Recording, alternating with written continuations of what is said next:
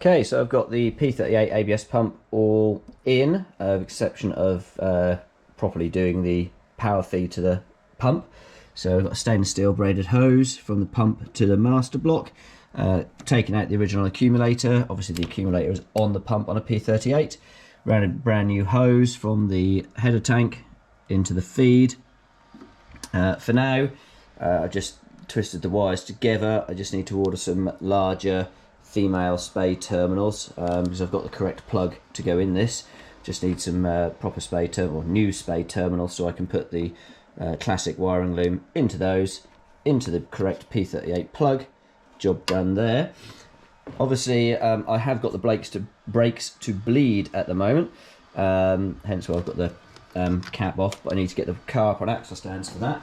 But we now have a quiet ABS pump. And it's also holding pressure because it's not run.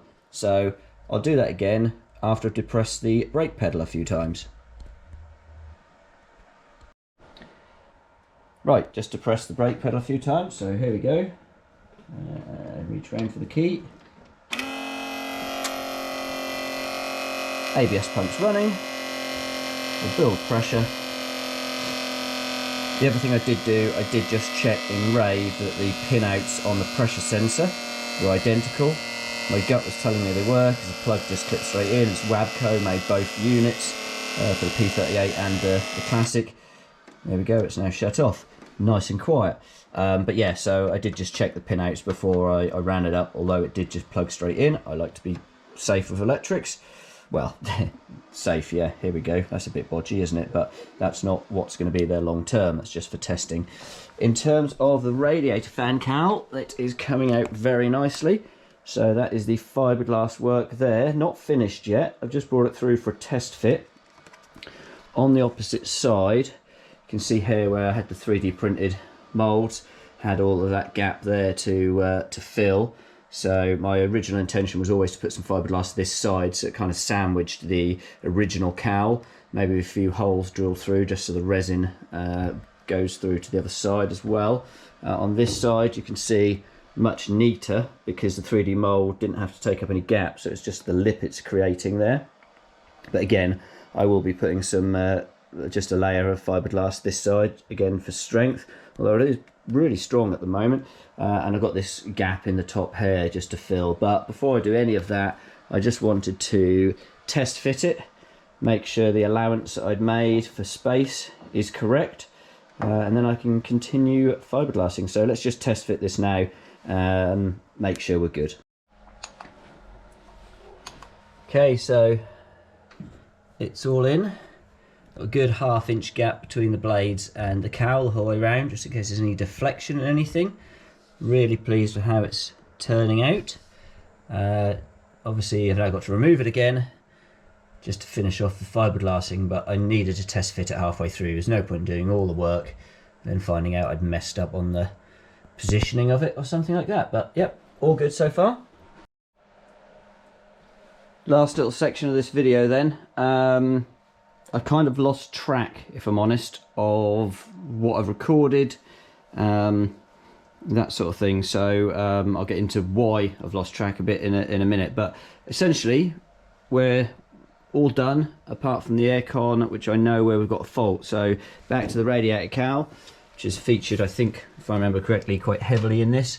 Everything's now finished. This little hole that we had up here that I hadn't filled in is now filled in. It's all fiberglassed on the back side where the original 3D printed kind of jigs were. So yeah, that's in lovely. The AC aircon is all gassed up now.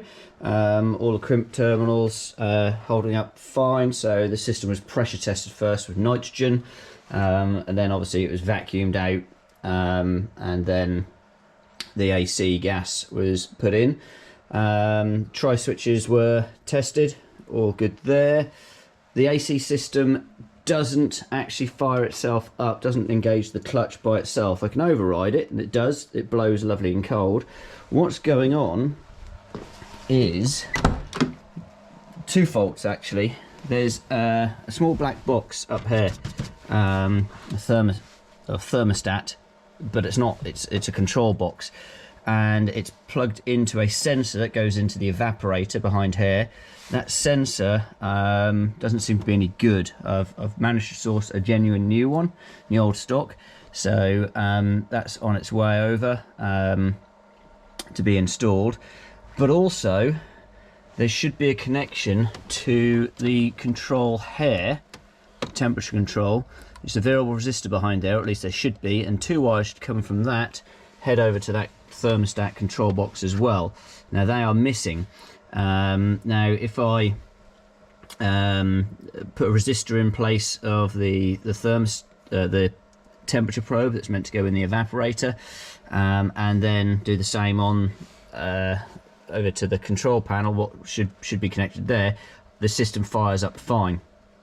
So everything's working apart from temperature probe that's faulty, which I've got a new one on the way. I think it's going to be a dashboard out job to fit, because it's got like a 4-inch probe that goes inserted from the top, and these missing wires from the control panel here. So on the case with those, also had, this is sort of one of the reasons I've lost where I was of filming, because I've moved away from the engine. I've done about 150 miles on the engine now. Everything's running lovely.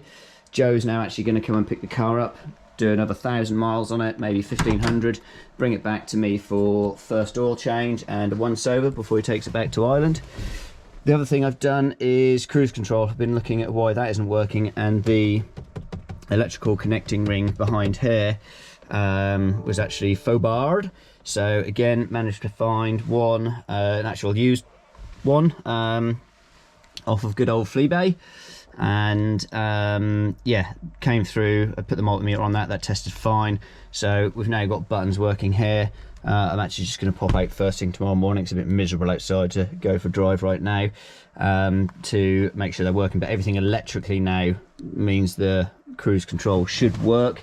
And obviously I redid all the vacuum pipes and everything under the bonnet, so everything's good there. I think you probably just got a glimpse of behind me. It's a mess at the moment. Gonna have a good tidy up as soon as this Range Rover is out of the garage.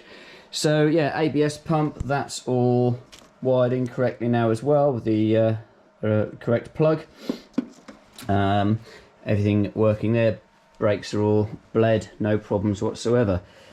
So I think that's it. I've still got an issue with the LPG. Does not seem to be getting enough LPG through. I need to check the feed line, see if there's a kink in it, or actually I might get another gas tank that I've got here and plumb directly up to the vaporizer, to rule out.